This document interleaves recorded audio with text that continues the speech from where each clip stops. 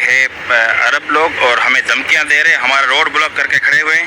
ये देखो, हमने इससे पूछा कि इधर क्या कर रहे हैं, हमारा इलाका है, तो हमें रोक के हमारा बदमाशी हमारे आगे कर रहे हैं। इसका गाड़ी का नंबर है, ये गाड़ी का नंबर है, ये हमारे से बदमाशी कर रहे हैं। ये बंदा है हमारे से बदमाशी कर रहा है, ये हमें धमकियां दे रहा है, पुलिस की और हमें धमकियां दे रहा है। ये देखो मोबाइल।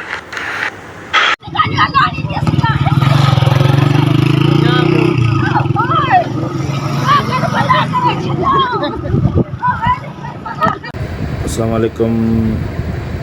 अॼु शाम जो 4 बजे लाइव वीडियो मूं हलायो। मुंहिंजो ऐं अरब हो या अरबनि जो को माण्हू हो जेको मूंखे धमकियूं ॾिए पियो ऐं लाइव वीडियो मुंहिंजी मोबाइल बि मूंखां फुरी वापसी, मोबाइल मूंखे वापसी बि ॾिनई, पर मतिलबु मुंहिंजे मथां तशदुद कयो वियो ऐं मूंखे धक बि हुन हया हुआ। पोइ उन खां बाद में आउं चुप थी वियो। वरी वधीक 15 ते कॉल कई पुलिस खे, वरी पुलिस जी मूंसां राब्तो ई हो, पर उन खां बावजूदि हुननि ॿी गाॾी घुराई। पर वरी आउं जिते बीठो त मूं चयो ठीकु आहे, तव्हां गाॾी घुरायो, 15 ते कॉल करियां पुलिस थो घुरायां। त उन खां बाद में हे पुलिस वारा त कोन पहुता उन टाइम ते। इन एतिरी में हे पंहिंजो अरब गाॾी खणी भॼी विया। मूं हुननि रोकियो, रोकण जी कोशिशि कई, पर उहो कोन बीठा। उन खां पुठियां वियो थाणे ते एप्लीकेशन ॾियणु थाणे ते।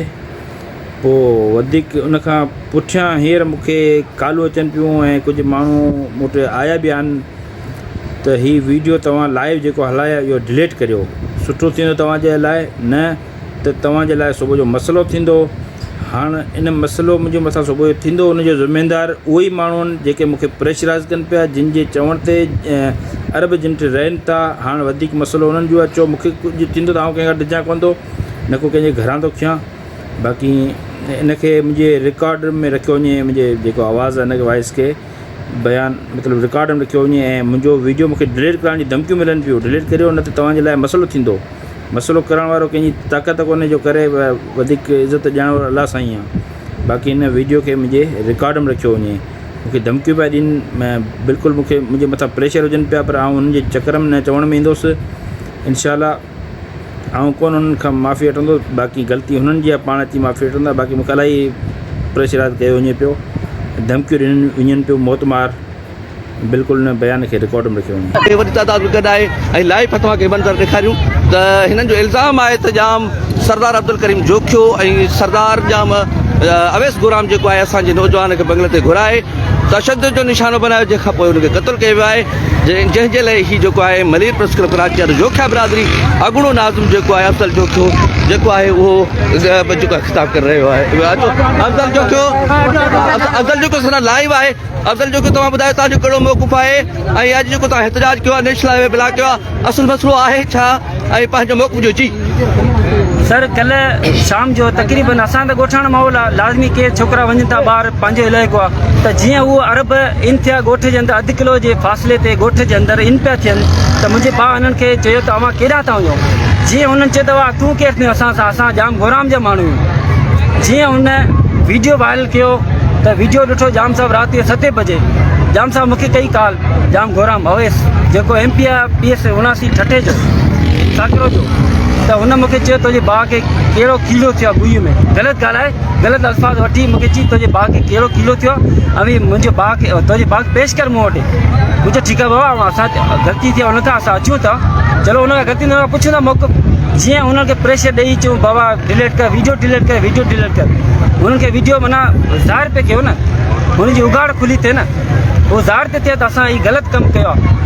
उन खां पोइ मूंखे जाम करीम घुरायो, बाक़ाइदा हुनजो पर्सनल सेक्रेटरी नियाज़ सालार मूंखे जी जाम हाउस में 11 बजे खां पुठियां 2 ॿारनि खे असां खणी वियो आहे। जाम करीम डायरेक्टली हुनखे तशदुद कयो मुंहिंजे भाउ नाज़िम मरूम मथां। 3 बजे तक़रीबन मूंखे चई हाणे तव्हां वञो, सुभाणे फ़ैसिलो आहे। मुंहिंजो ठीकु आहे बाबा, तव्हां वटि हूंदो, तव्हां जो बचो आहे, अवां वॾा सरदार असांजा, अवां वटि हूंदो, मुंहिंजो भाउ महफ़ूज़ हूंदो। त हुनजो ठीकु आहे, सुभाणे तव्हां अचिजो, फ़ैसिलो आहे। जीअं असांखे 11 बजे जाम हाउस में घुरायो वियो त हुननि असांखे पैगाम मोकिलियो त बाबा तव्हांजो छोकिरो एक्सपायर थी चुको आहे। केरु तव्हांखे ॿुधायो त तव्हांजो छोकिरो एक्सपायर थी चुको आहे? जाम करीम जो पर्सनल सेक्रेटरी जेको मामा खां वॾेरो आहे न, फ़ैसिला कंदो आहे हुनजे हथ में उहो। ऐं हाजी इसाक़ जोखियो मेराज हुनजा आहिनि ख़ासि, उन्हनि मूंखे ॿुधायो त तव्हांजो छोकिरो एक्सपायर थी चुको आहे। त तव्हांजो जो छा मौक़िफ़ आहे? तव्हां नेशनल हाईवे ॿिन्ही तरफ़नि खां ब्लॉक करे छॾियो आहे, समें ॻोठाणा औरतूं माऊं भेनरूं जेके हिन रोड ते मौजूद आहिनि, रोड ब्लॉक आहे। छा डेथ बॉडी तव्हांखे मिली आहे, या जेकर मिली आहे त उहा किथे आहे, या हींअर तव्हांजो जेको रोड ब्लॉक करण जो मक़सदु छा आहे, छा चवणु चाहियो था, कहिड़ो जेको मुतालबो आहे? असां चऊं था असांखे डेड बॉडी ॾिनी वञे ऐं असांजी FIR फिलफोर कटाई वञे जाम करीम, जाम अवैस गोराम ऐं न्याज़ सालार जे मथां। यानी कि तव्हांजो छा चवणु आहे त कीअं तव्हांजे छोकिरे खे क़तलु कयो आहे? क़तल त हिकिड़ो ई माण्हू आहे जाम अवैस ऐं न्याज़ सालार, इहे ॿ हिननि खां ॿियो उहो उन्हनि जे हथ में हो, उन्हनि खे हथ में ॾेई आया माण्हू राति 3 बजे। उन खां पोइ सुबुह असां ख़बर पई अवां छोकिरो एक्सपायर थी वियो आहे, जाम अवैस गोराम। असांजे जेके आहिनि उहे हिते मौजूदु हुआ, असां सां पंहिंजो मौक़िफ़ ॾेई रहिया हुआ। अफ़ज़ल जोखियो जंहिंजो भाउ जेको आहे नाज़िम जोखियो जेको नेशनल हाईवे ॿिन्ही तरफ़नि खां ब्लॉक आहे, न्याणियूं माऊं भेनरूं ऐं सरापा एहतजाज आहिनि। रोड जे ॿिन्ही पासनि जेको आहे रोड बंदि आहे, सख़्तु एहतजाज हिन चवण आहे असांखे डेथ बॉडी ॾिनी वञे, ऐं उन खां अलावा जेको आहे सो ही जेको एहतजाज तेसिताईं जारी रहंदो डेथ बॉडी नथी मिले। FIR जेका आहे हिननि जो इल्ज़ाम आहे त जाम अब्दुल करीम जोखियो सरदार जाम जेको आहे गोहराम ख़ान जेको आहे उन जे गार्डन ऐं पाण जेको आहे हुननि जेको आहे सो क़तलु कयो आहे, जंहिंजे ख़िलाफ़ FIR दाख़िल कई वञे। मलिर प्रेस क्लब कराची वारो हिकु भरपूर एहतजाज तव्हांखे हिकु दफ़ो ॿीहर लाइव मंज़र ॾेखारींदासीं। हे माऊं भेनरूं जोखिया बिरादरी सां तालुक़ रखनि थियूं, हे जोखिया बिरादरी सां तालुक़ रखनि थियूं ऐं जेके एहतजाज करे रहियूं आहिनि। नेशनल हाईवे ते असां मौजूदु आहियूं, मलिर प्रेस क्लब कराची वारो जोखिया बिरादरी सां न्याणियूं माऊं भेनरूं तालुक़ रखनि थियूं, जेके नाज़िम जोखिया जे क़तल जे ख़िलाफ़ सरापा एहतजाज आहिनि। हिननि जो चवणु आहे त असांजे नौजवान खे जेको आहे बेगुनाह क़तलु कयो वियो आहे। शिकार जेको आहे अरब शिकार करणु ईंदा आहिनि, तलूरे शिकार करणु ईंदा आहिनि, तलूरे शिकार जे करे जेको आहे सो असांजे नौजवान खे वीडियो ठाही ऐं हुन चयो त हीउ तव्हांजो इलाइक़ो न आहे जिते तव्हां शिकार पिया कयो, जंहिंखां पोइ असांजे नौजवान खे घुराए करे क़तलु कयो आहे। हिननि जो इल्ज़ाम आहे ऐं इल्ज़ाम जे नौजवान जे क़तल जे ख़िलाफ़ सरापा एहतजाज आहिनि। मलिर प्रेस क्लब कराची वारो रोड ॿिन्ही तरफ़ खां ब्लॉक आहे। पुलिस जी नफ़री जेका आहे उहा मौजूदु आहे, पुलिस जी नफ़री तव्हांखे लाइव पिया ॾेखारियूं। हे आहे पुलिस जी नफ़री जेका नफ़री पहुती आहे, लाइव मंज़र पिया तव्हांखे ॾेखारियूं। रोड खोलाइण जी कोशिशि कई पई वञे, हिकु तरफ़ खां जेको आहे सो औरतूं आहिनि, माऊं भेनरूं आहिनि, ॿिए तरफ़ खां पुलिस आहे। परे परे ते तव्हांखे गाॾी नज़र ईंदियूं, तव्हांखे लाइव मंज़र ॾेखारियूं। हिकु दफ़ो ॿीहर तव्हांखे ॿुधंदा पिया हलूं।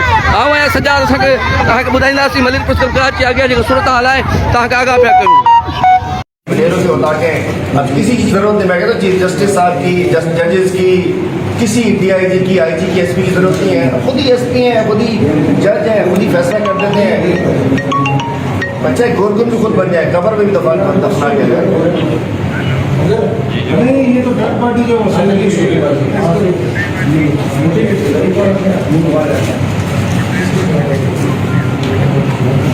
और बता दो सरदारों को, बड़े सरदार साहब को देखना चाहिए, फिर आपकी शर्म की जा रही है।